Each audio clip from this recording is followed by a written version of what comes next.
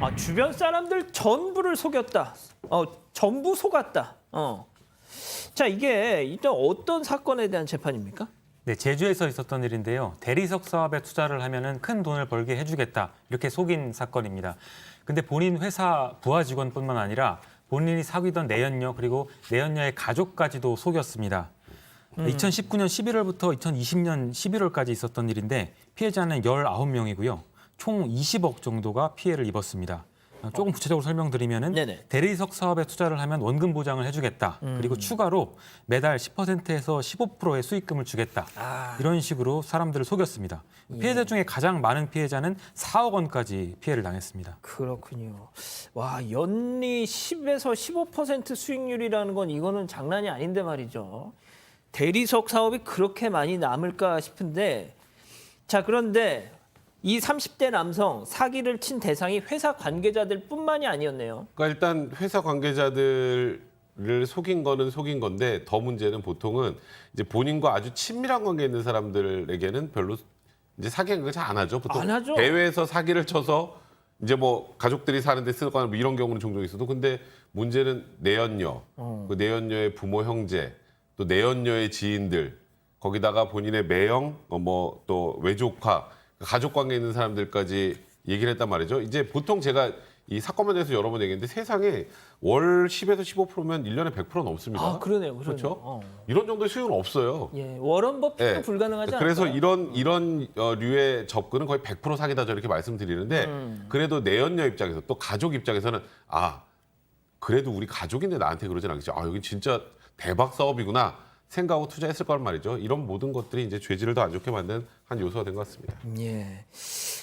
교수님, 그 진짜 앞서 뭐 우리 백 변호사님도 말씀하셨지만 아니 정말 진짜 남한테 사기를 쳐서 가까운 사람들한테 이렇게 뭐 먹을 거 사주고 뭐 하는 경우는 있어도 각 내연녀 그러니까 뭐가 됐든 뭐 윤리적으로 옳지는 않지만 사랑하는 사이니까 지금 사귀는 걸 거 아니에요? 그런데 그 사람이 뒤통수를 치는 이거는 야 이거 좀 웃긴데요 이거.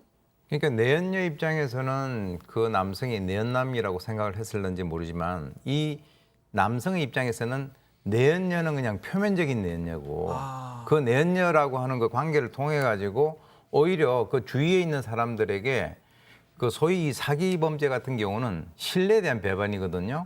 그러니까 이제 통상 하는 수법이 뭐냐면 이거는 정말 남한테 얘기하지만 너만 되는 거야. 그러니까 내연녀 측에서는 뭐 어머니, 아버지 모든 사람들이 정말 야 정말 너 내연남 잘 골랐다 이렇게 생각을 갖다가 할 가능성이 상당히 큰데 예. 사실 이 사람의 머릿속에는 그 내연녀조차도 자기가 진정으로 어떻게 뭐 어떤 관계를 맺는 그런 여성이 아니고 사기의 대상으로 삼았다라고 우리가 해석을 하는 것이 훨씬 좀 이해가 쉬울 겁니다. 그냥 돈으로 보였던 거겠죠. 그렇죠. 그 돈 이상도 이하도 아니었다 이렇게. 자, 근데 아까 백 변호사님도 잠깐 말씀하셨지만 연리도 아니고 매월 10에서 이거는 진짜 좀 딱 들었을 때 그렇죠. 그런데 말이죠. 객관적으로 보면 뭐 불가능한 일이죠. 되지 않는 일이고 뭐 본인 인생 이런 일은 생기지 않습니다. 절대 안 생겨요. 로또가 뭐 복권이 아닌 이상. 근데 이 객관성을 이 더듬이가 부러지는 계기가 내 주위에 가장 가까운 사람들 다 하고 있어요. 그런 것들이 가장 믿음을 줬을 걸로 보이고 그거에 더해서 또 거짓말들을 좀 합니다. 은행이 있다. 별 문제가 없다. 공정해준다. 문제가 없다. 이 두 가지 방법을 썼던 것 같은데 은행이 있어도 문제가 있을 수 있고요. 공정은 아무런 효과가 없습니다. 공정은 그런 어떤 행위가 있었다. 해결해주겠다. 인증 제도일 뿐이고요. 공정한다 해가지고 뭐 안 주면 또 그만인 근데 거거든요. 사실. 듣는 입장에서는 모르는 사람들은 상당히 그럴싸해 보이잖아요. 객관성을 부여를 받는 거예요. 그 두 가지를 보고 안심을 한 겁니다. 그래서 그런 것들을 이용해서 사기 범죄를 계속 행한 거죠. 근데 변호사님 공증 네. 뭐 아무것도 아닌 거란 말씀이죠? 네. 그냥 그런 것들이 있었다라는 걸 증명해 줄 것뿐입니다. 그렇군요. 자, 그러면 중요한 거 그 많은 돈을 다 어디다 썼답니까? 보통 이제 일반적으로 이렇게 편취하면 제일 먼저 쓰는 게 이제 뭐 생활비, 유흥비, 탕진 뭐 이런 얘기 많이 하는데 생활비에 쓰고요. 그리고 이 범죄는 이제 이게 피해자가 이렇게 많으려면 초기 피해자들은 오히려 이득을 보는 경우도 좀 있어요. 폰지. 왜냐하면 원금 그 이자를 지급합니다. 그러니까 예. 야야 이거 봐 여기 다 돈 들어오잖아. 그럼 다른 사람들 그걸 보고 속는 거예요. 그 아랫돌 빼서 윗돌에다가. 그렇죠. 그러니까 이제 이 앞에 사람 수익을 맞춰줘야 되니까 이 뒤에 받은 돈으로 이 앞에 사람들 걸 메꾸고 그러다가 이제 한계가 오면 터지는 거죠. 자, 그런데 이 남성 진짜 사기도 쳤지만 비겁했어요.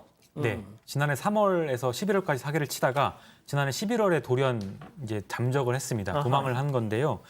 그때부터 전국을 돌아다니면서 도피 생활을 이어갔는데 지난 3월에 결국 경찰에 붙잡혔습니다.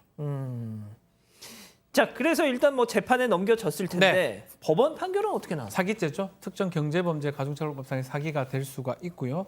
법원에서 없는 있지도 않은 투자를 권유해서 아주 짧은 기간 동안 총 20억 원을 넘는 피해액을 편취한 후에 도망갔습니다. 이 변제를 당연히 안 하고요. 아주 파렴치하고 피해액이 너무 크기 때문에 결과가 매우 중하다. 또 이 사람 아마 사기 전과가 좀 더 있는 걸로 보입니다. 동중 전과가. 이전에도 이런 식으로 반복해서 사기를 쳤던 걸로 봐서 중하게 처벌해야 된다면서 징역 9년을 선고를 했습니다. 백변호사 징역 9년? 징역 저희 그런 거 했었잖아요. 그 어떤 격리 직원이 회사 돈 횡령이었죠. 그렇죠. 아무튼 뭐 그런 거 그런 것도 그렇게 많이 안 나왔었던 것 같은데. 횡령보다는 일단 사기 범죄를 좀 더 이제 죄질 안 좋게 보고요. 일단 그리고 이 남성 이렇게 주장했죠. 아니 그 돌려막기 하면서 저 사람들은 좀 피해 회복 다 되지 않았느냐.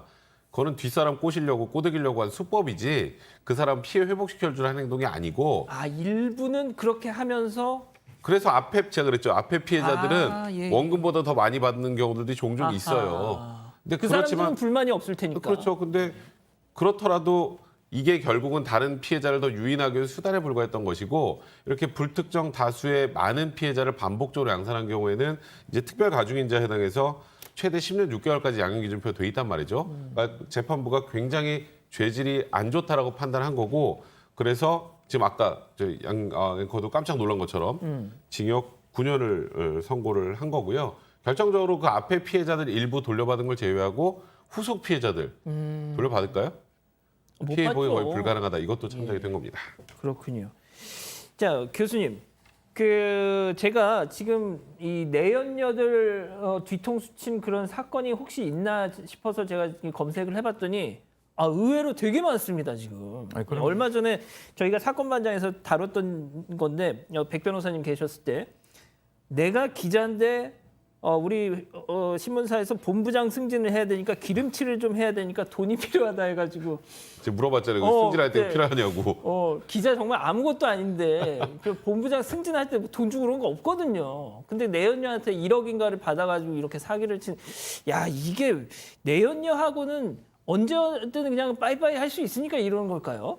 그렇죠. 왜냐하면 이런 사람들 같은 경우는 지금 이제 전과라고 하는 것이 주로 이제 사기와 관련된 전과들이 계속 이어지는 거죠. 그래서 이제 사실 뭐 이 사람이 피해자가 19명이 더 있다라고 하는데 만약에 이 사람이 들어갔다가 다시 나온다라고 하더라도 아마 끊기는 힘들 겁니다. 끊으려면 한 가지 방법이 있어요. 기억 상실증에 걸리면 가능해요.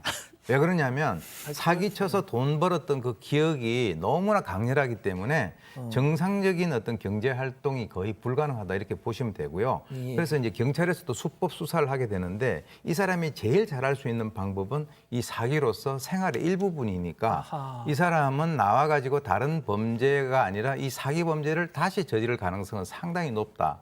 잘할 수 있는 건 이거거든요. 그렇죠. 예. 그래서 저는 그렇게 봅니다. 알겠습니다. 자, 오늘 법 이렇게 마무리하고요.